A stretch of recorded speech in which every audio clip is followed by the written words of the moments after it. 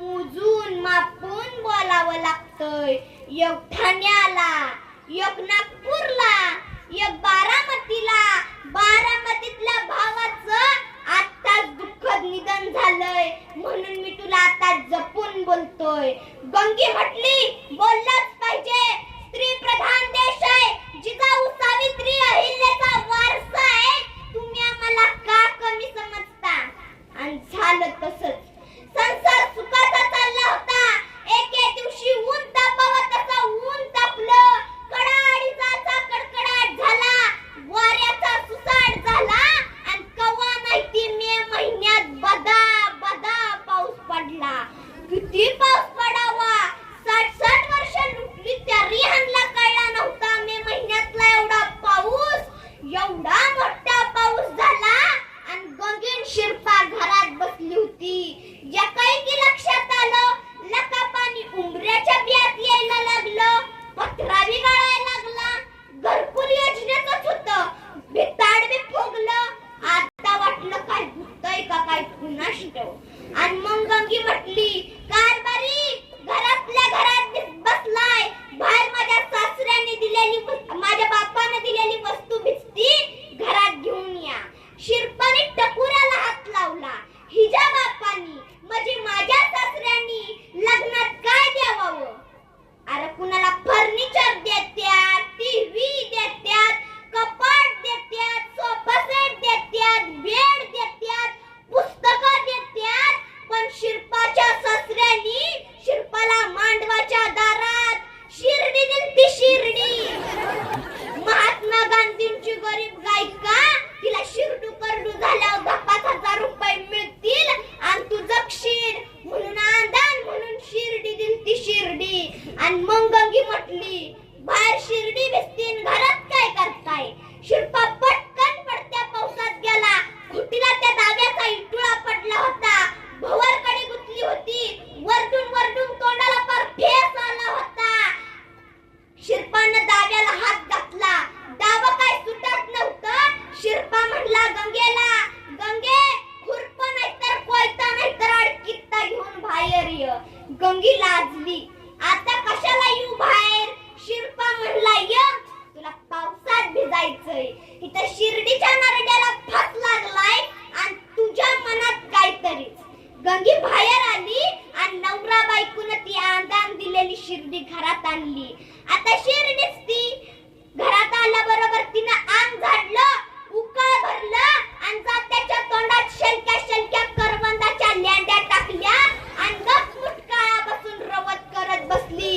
आणि मग शिरपा म्हणला, गंगे चूल बिल पेटव की. चूल पेटवली, भाकरी थापल्या, त्यावरच वांग परतलं. दोघं जेवली आणि जेवताना गंगी कशी म्हटली, धनी तिनं आपल्याला जगावलंय, लहानाचं मोठं केलंय, माझ्या बापाची देणगी आहे, पोटभर तिला तुकडा चारा. शिरपानं गरम भाकरीचा तुकडा काढला आणि शिर्डीला चारला. शिर्डीनं चरा चरा ती तुकडा खाल्ला आणि शांत बसली. जेवण झालं. शिरपानं असं जात्याला उसा दिला आणि चुलीकडे उसा करून गंगी झोपली आणि घडायचं तेच घडलं. रात्रीच्या 12 वाजता भिताड पडलं आणि बराच दगाडात आलं आणि त्यात दान दिल्याने शिर्डी मिली. आवाज झाल्याबरोबर गंगीन शिरपा जागी झाली. गंगी वरडायला लागली, जा झाला माझ्या जन्माचा, आता कुणाकडे बघायचं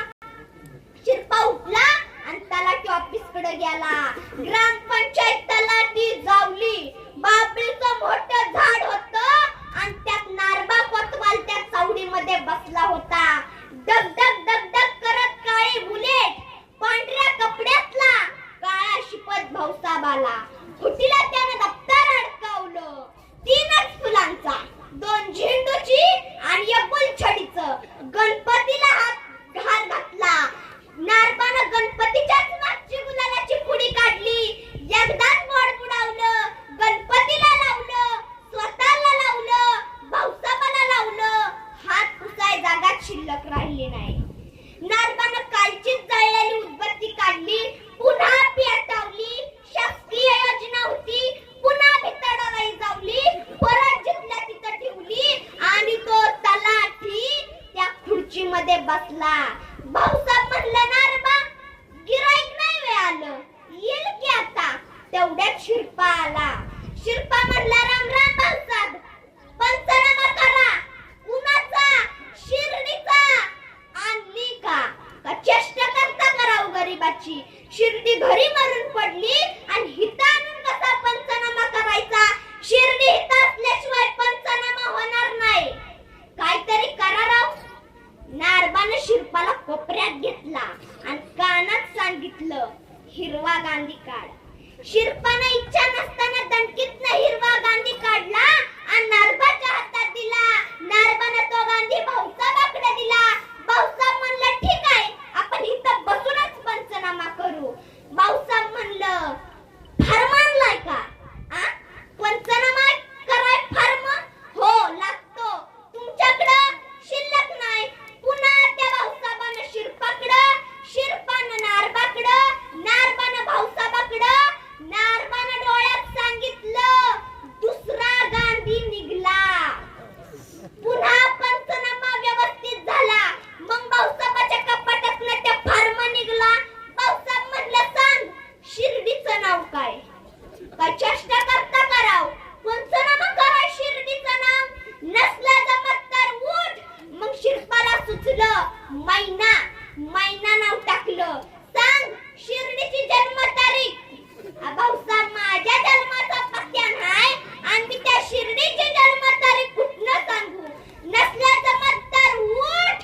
शिरपाला आठवलं. लावा म्हणला 1-6. 1-6 जन्मतारीख लावली.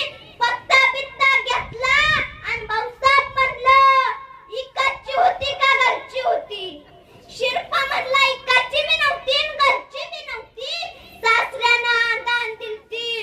भाऊसाहेब म्हणलं आंदान वस्तूचा पंचनामा होत नाही आणि अजून शासनाकडं तसा GR निघला नाही. शिरपा गप्प बसला. म्हणला काहीतरी करा राव. इकडची नव्हती, घरची नव्हती, चोरीची नव्हती, सासऱ्यानं आंदान दिलती. म्हणले आंदान वस्तूचा पंचनामा होत नाही आणि शासनाकडं तसा GR निघला नाही. पुन्हा त्या नारबानं शिरपाकडं, शिरपानं भाऊसाहेबाकडं, भाऊसाहेबानं नारबाकडं, नारबानं डोळ्यात सांगितलं, तिसरा गांधी निघला. परत पंचनामा व्यवस्थित झाला आणि मग शिरपा म्हणला भाऊसाहेब मदत किती मिळेल? मदत मिळाय KYC केली का? आधार कार्ड आणि पॅन कार्डला केलंय का? शिरपा म्हणला KYC करून आणि आधार कार्ड लिंक पॅन कार्डला करून डोक्याला कॅस राहिलं नाही तर डांबरी रोड झालाय, डांबरी रोड. मग ती सगळी कागदपत्र घेतली. भाऊसाहेब म्हणला आधार कार्डला नाव आहे का? हो म्हणला. परत पंचनामा व्यवस्थित झाला आणि भाऊसाहेब म्हणलं तुला 1000 रुपये मिळत्याल. अरे वीज कडडावी तसा नारबा उठला आणि भाऊसाहेबाकडे हात करून म्हणाला जाळ झाला तुमच्या भरपाईचा. कष्टाने राब राब राबतोय, घाम गाळतोय, शेतीतून मोती पिकवतोय. सरकारला म्हणाव शिर्डीच्या पंचनाम्याचा 1000 रुपये देऊ नका, लाडक्या बहिणीचा सुद्धा हप्ता देऊ नका, पण शेतकऱ्याच्या मालाला हमी भाव द्या. अरे तो पिकवतोय त्याला विकण्याचा हक्क द्या आणि सरकारला जाऊन एकच सांगा, सरकारला जाऊन एकच सांगा, सरकार फक्त गोरगरिबांच्या वर लक्ष द्या. भाऊसाहेबाकडे हात करत करत शिरपा म्हणाला अरे लोकशाही नुसती बोटावर शाई लावण्यापुरती लोकशाही उरली. मटण खाऊन आणि बाटली घेऊन बटन दाबायचा हक्क आमच्याकडे राहिला नाही. सरकारला म्हणाव तुमचं कल्याण होईल, पण जर तुम्ही आमच्यावर अन्याय केला तर हाच शेतकरी महानायक होऊन तुमचा कोथळा बाहेर काढल्याशिवाय राहणार नाही. हा विश्वास मला आहे. तुम्हीच आम्हाला सांगा आम्ही जगायचं कसं? शेपूट हलवून माहीत नव्हती पण पाठीवरचा कावळा उडत नाही, तसा आत्महत्येचा विचार आमची पाठ सोडत नाही. कोरड्या भाळावानी कपाळ असणाऱ्या बायका, बिनबापाची लेकरं असल्यासारखी माळावर फिरणाऱ्या